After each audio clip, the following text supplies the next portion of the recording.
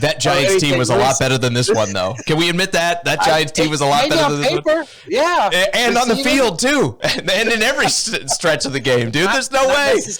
Not necessarily record-wise, but sure. I'll give you that.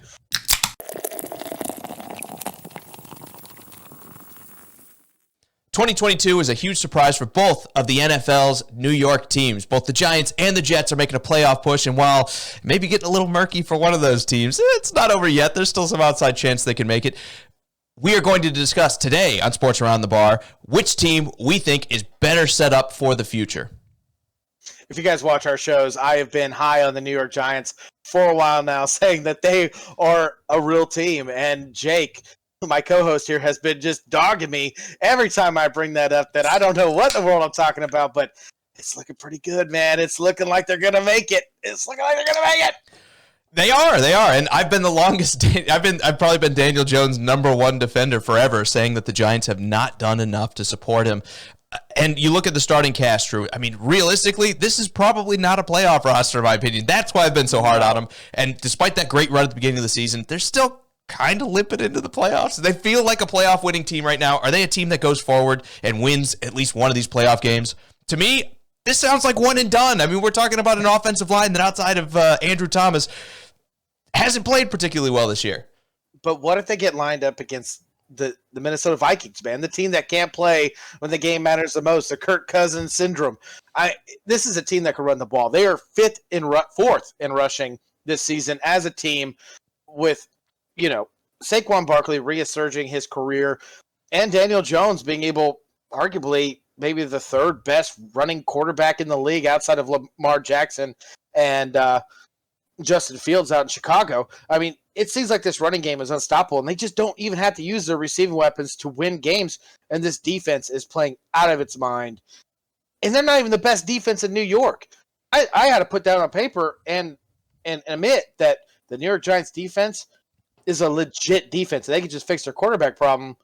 They might be in the same boat as the Giants, but right now it's the Giants, right?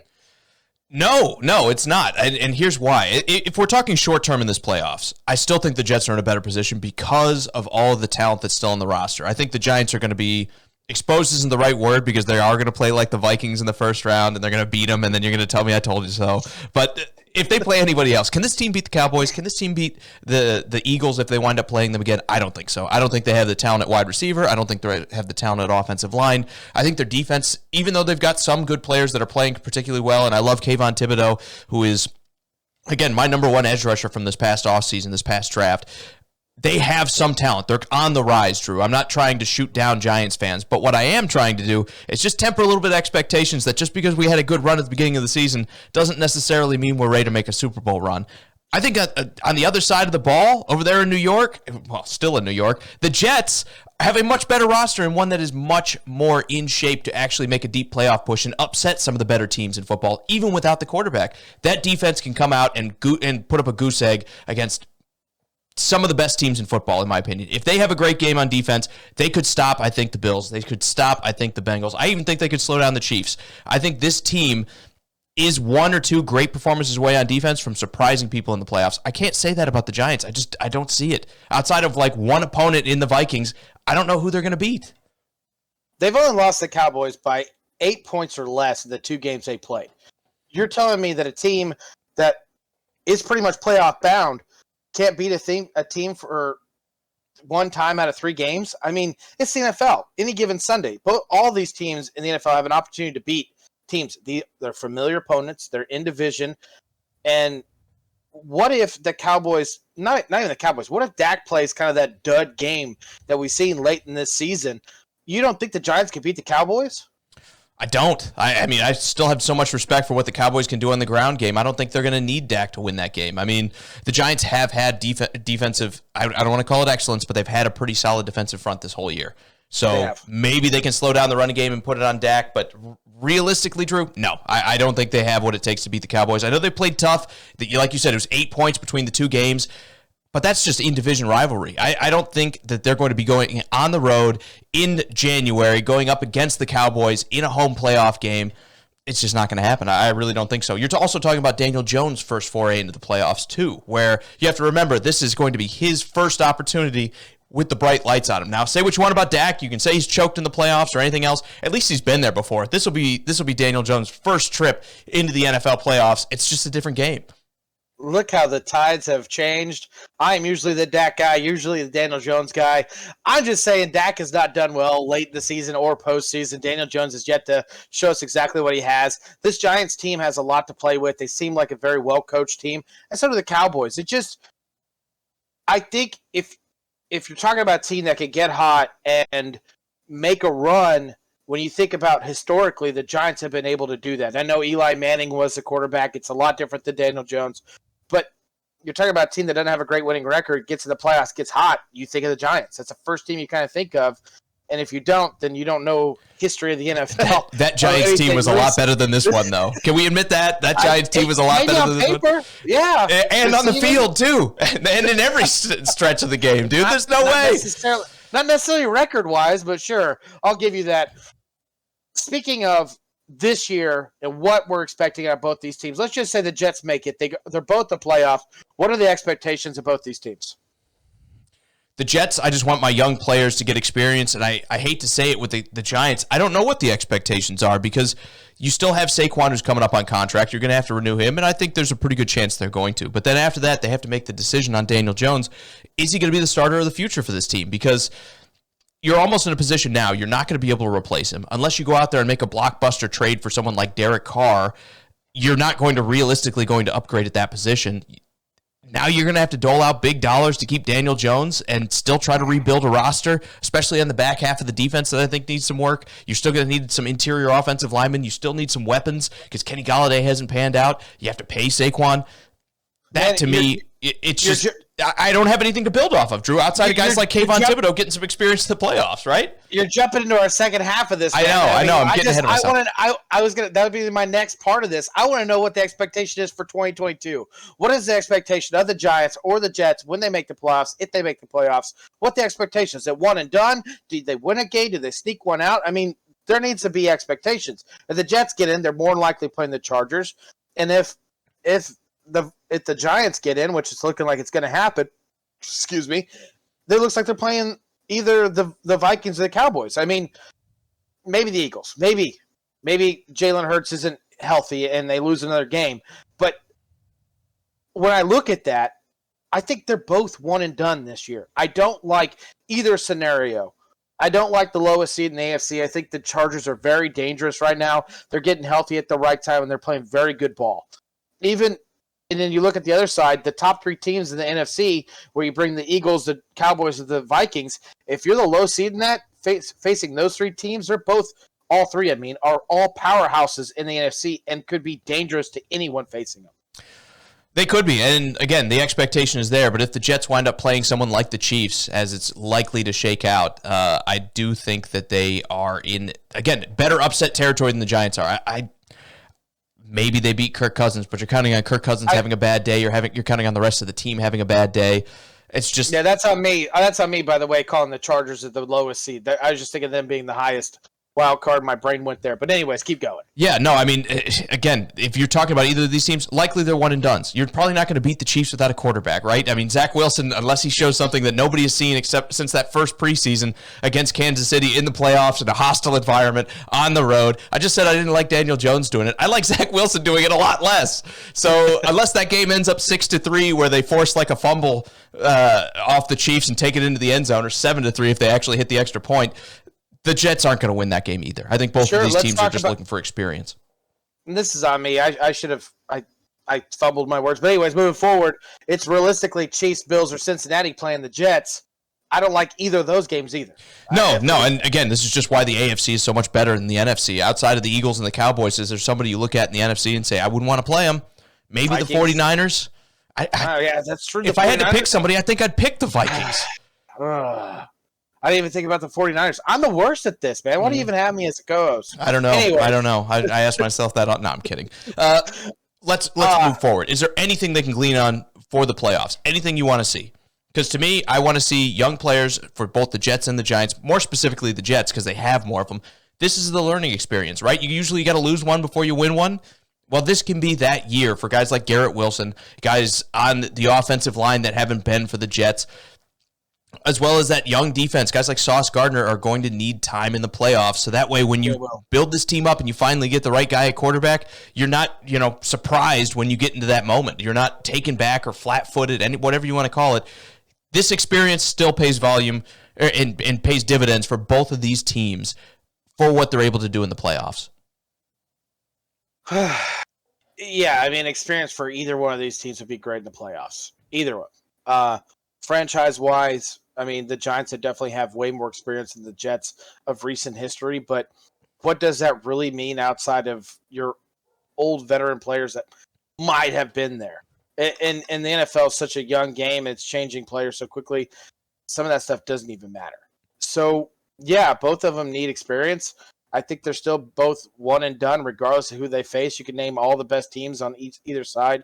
The Jets and Giants don't match up. And that going forward, and you kind of jumped into it a little bit, what is the future?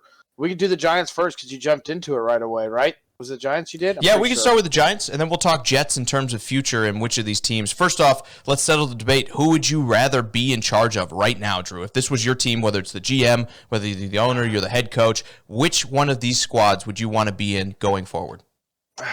Man, it's so tough because you look at the division, you look what the Jets have to deal with. You got the Patriots with Belichick, who, probably still has, at least 3 more solid years of coaching in the NFL. 3 decades by our luck if he tries to outdo Brady. Exactly. You got the Bills that are going to be very good with Josh Allen. He's still a very young quarterback. And then you got the Dolphins who, if it's not Tua, maybe it's Derek Carr. I mean, this team seems like they're one quarterback away from being very irrelevant that can stay healthy and make a giant push to playoffs. I like the Jets on paper. I don't like the Jets on the divisions on the division side. I know that sounds ridiculous because when you talk about the other side, you talk about like the Cowboys and Eagles and even the Redskins. The Commanders. I still think I'm going to pick the Giants. If I'm saying division-wise alone, Jalen Hurts looks like he's going to be a complete stud, but that team is definitely built to win now. I don't know how much they're going to be built to win in 3 years from now. So if you're asking me to build a team from the very beginning, I'm probably going to pick the NFC East and take that as what I'm going to go with. Dak still has not proven what he can do in the postseason. The Commanders are still far away from being able to do what they can do. It's the Eagles that you got to look at. I would take the Giants right now. I really would. I couldn't disagree more. If you want to be the best, Drew, you got to beat the best. And that is what the Jets have in front of them right now because they have 3 tough teams in their division. And that might be true. But realistically, with this defense and this young offensive line, this young receiving group that, you have the veteran in Corey Davis, but Elijah Moore, who's in his second year right now, you have Garrett Wilson, who's in his first. If they can find a way to finagle the right quarterback in there and make that right decision, this team is a playoff team right away, and one that I think could challenge teams like the Bengals, the Bills, and the Chiefs. I think right now they're still a little bit behind, but they're in a much better spot right now because they're not paying their quarterbacks, and after Joe Burrow gets renewed this offseason, all 3 of those teams will be. So I think the Jets are in a much more advantageous position than the Giants are because they're still trying to figure out a quarterback. Yes, that's the biggest weakness. Everybody can point to Zach Wilson not being the guy. But the Giants are almost in worse situations because they have to look at Daniel Jones this offseason and make a decision of what do we do? Do we try to replace him and just get somebody else after he's had this resurgent year and it's 1 year? Do you remember Blake Bortles?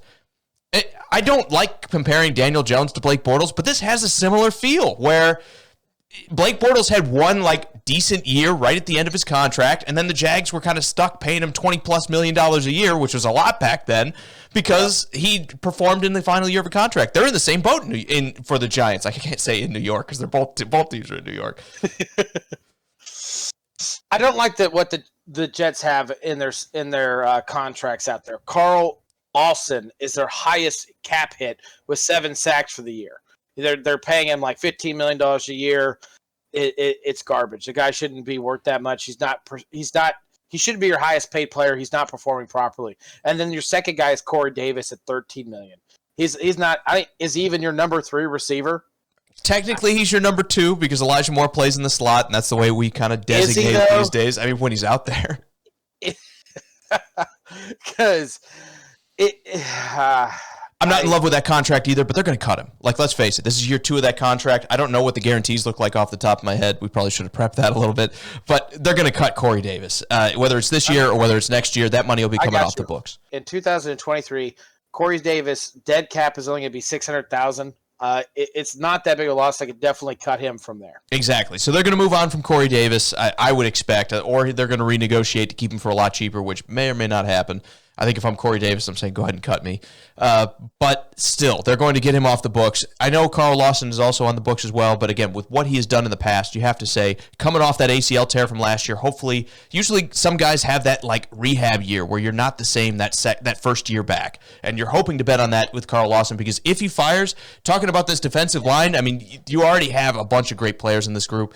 He's going to come along and be worth that contract. I can foresee that in the near future as well, especially with as good as the secondary is. The secondary's been lighting it up for the Jets. So, again, you look at almost every position, and you'd say the Jets are in a better spot. I think Andrew Thomas is one of the few shining lights where the Giants are better. You could argue right now that Saquon is better, but is Saquon better at $20 million than Breece Hall is at virtually free on a rookie contract? You tell me. Yeah.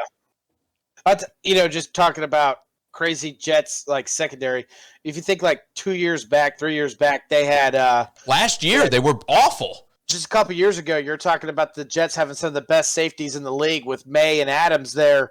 It's crazy to think that their secondary has gotten better after losing both those guys. Not that they're both good players, but when you look at like Sauce Gardner, you look at Joyner and how they've been able to do well for this league, for them and this league. It's crazy. It's this defense has definitely surrounded itself with very young, good players. C.J. Mosley is definitely stepping up his game. He's finally worth that contract that they went out and traded for and got him from the Ravens. This defense is ready to win now. It's the offense is the issue. But that's what I'm saying. When you're talking about the Giants, I think the Giants are a little bit further along offensive-wise outside of the receiving core. I still like the Jets offensive line. I know they're banged up right now, so you don't have as many of them playing, but you're still talking about Laken Tomlinson being there, who's been a decent addition. He hasn't been as good as the money has kind of suggested, but again, with injuries all along the offensive line, they moved him out of his natural position of right guard into left guard. It happens. You also have a couple of young players in Mekhi Becton and what's their guard's name that I can't remember? Elijah Vera Tucker. That, again, you have a bunch of young players on the offensive line. They're going to keep getting better. Laken Tomlinson, again, coming along.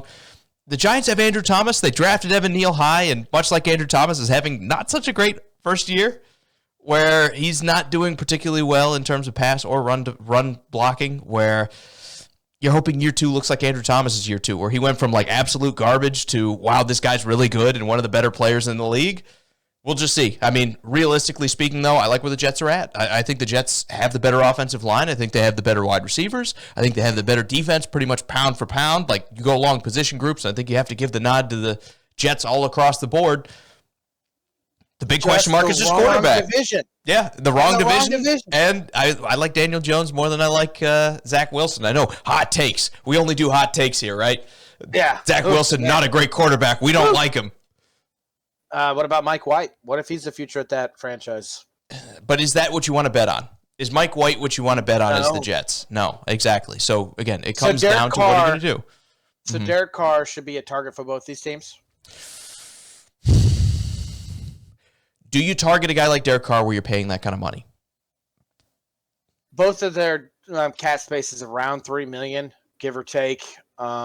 So they're gonna have to make room for it. There will be less of a need for it if the Raiders trade Derek Carr like we expect and don't release him, because they will have to eat some of the contract. So there will be at least a little bit of a cap break for trading for a guy like Derek Carr. The problem, Drew, is that when it comes in, not just for cap space and everything else, if you could find a way to get your guy out of this draft, you could be talking about 4 supremely cheap years to go and surround him with the best talent. You already have a solid roster. That's more money you could be funneling to a bunch of free agents to come in and buff up this roster even more for both teams. But realistically, the Jets are in a position where I don't know that I want to go out and acquire a $35 million quarterback like Derek Carr, because I have to ask, even with my roster, can he beat Pat Mahomes? Can he beat Josh Allen? Can he beat someone like Joe Burrow? I don't think the answer to that is yes. I don't. I think Derek Carr is probably just far enough down on the list that you don't want to go and add him. I disagree, man. I think when you look at franchise ownership, you talk about like historic history with this, it take me out of the Raiders. I get the Raiders have a large fan base. I get that John Madden coached them and they won Super Bowls, but that was in the 70s. I mean, yeah, the early 2000s, they're relevant with Rich Gannon and Charlie Gardner and Tim Brown and Jerry Rice there, but that's over 20 years ago. The Giants have won a Super Bowl in almost, 2008? I mean, they're not far off. I mean, it's something like that. I'm not up to date with my Giants Super Bowl years, but I just think if you get yourself out there, how can I rephrase this? There is a nostalgia with the Raiders, and right now it's not great. It's like if you become a Detroit Lion. Are you going to go off and win a Super Bowl with the Detroit Lions? You'd say no. You go out and join Jacksonville Jaguars. You're going to go win a Super Bowl? No, you're probably not right now. But the Jets don't have that stigma? They don't. I think they do. I think they do. I mean, the Giants when do. was the last time they were relevant? They had 2 years with Rex Ryan. And the Jets are, like on a 12-year playoff drought? I think they're the biggest playoff drought in football right now. I think the Giants have it. The Giants have that Super Bowl. Like, this is a team and a franchise that can win a Super Bowl, it seems like. They've done it. They've done it with not that great of a team.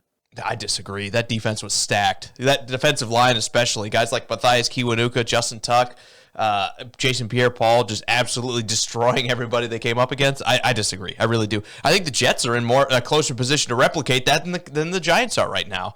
I mean, unless we see a huge... But they're missing the most important piece, which is the quarterback. Both teams are. Both teams are. Daniel Jones is a better quarterback. Cheers to that. Zach Wilson and Mike White, like almost combined. Cheers to that. But my point here being that Daniel Jones is certainly nowhere near polished, or he's nowhere near the top of the league. Right now, if you put him on the quarterback list, 1 to 32, he probably finishes somewhere around 26, 25, 24, right? Yeah. I think you just have to look at Daniel Jones and say that, again, as much as he has shown improvement this year, and maybe you want to keep him there, I think getting a guy, I would rather get Derek Carr than roll with Daniel Jones if you talked about winning a Super Bowl in 1 year. I would rather go out and draft a guy and hope that I just strike lightning with Patrick, like they did with Patrick Mahomes or Josh Allen, and say, we've got a guy that's going to be special, whether it's the first year or year 3 or year 4, we're challenging for Super Bowls. I don't think you can take a guy like Daniel Jones who's in year 5, look at it and say, we're just going to figure it out. Like we just have to let him keep getting better. How many guys get that much better after year 5? It happens. And they haven't done a good job putting players around him, but at least the Jets know they need a quarterback, right? Like the Giants are in this weird kind of question mark phase where we've got a guy that, is he going to be good enough, and what do we do with him? Because we're going to have to pay him, because that's what you do with quarterbacks when their contracts run out. Drew, to me, it's real simple. The Jets know they need one thing, and they know they need a quarterback. Maybe a second wide receiver if Corey Davis ain't that good, right? He's not. Anyways, who is a better coach going forward? If you had to be the owner, you had to pay one of these coaches with everything they've done with their past. Which one are you wanting for your team, and which one's a better off for the future of your franchise? It's Brian Daboll, but not by much. It's Brian Daboll, but not by much, because we did see that first year with Mo Salah, or with I do it all the time with Robert Saleh. We saw that first year with Robert Saleh where the defense didn't look particularly good. There was a bit of like hot seat speculation with him coming into this year where it's like, well, the one thing you do is defense, and the defense was still pretty bad with you in year 1. We haven't seen that out of Daboll. Daboll, again, when you talk about how bad the Giants were last year compared to this year, nobody expected him to be good. And then they challenged, like their first 8 games were like a miracle run for them where they looked just amazing. And I think a lot of that was because of coaching. Yeah. So, yeah, give me Brian Daboll. How about you? I'm with you, too. And I was a solid guy when he got hired. I thought it was going to be a great addition. It still is. I mean, you're right. The Jets defense is spectacular. They've been incredible this year, and they have allowed their offense in every game have an opportunity to score and put points on the field because of great field advantage. I'll give it to Daboll as well. At this year, right now, I have to give it to the Jets as well, or the Giants as well.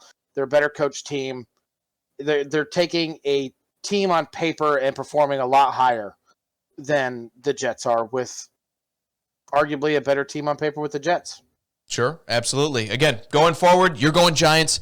I'm going Jets. I guess we'll have to agree to disagree, man. I think I would rather be in charge of the Jets right now with the way it looks. But hey, you're allowed to pick whatever team you want, man. I'll just have to battle all the good teams in the AFC East. No big deal. We'll figure it out.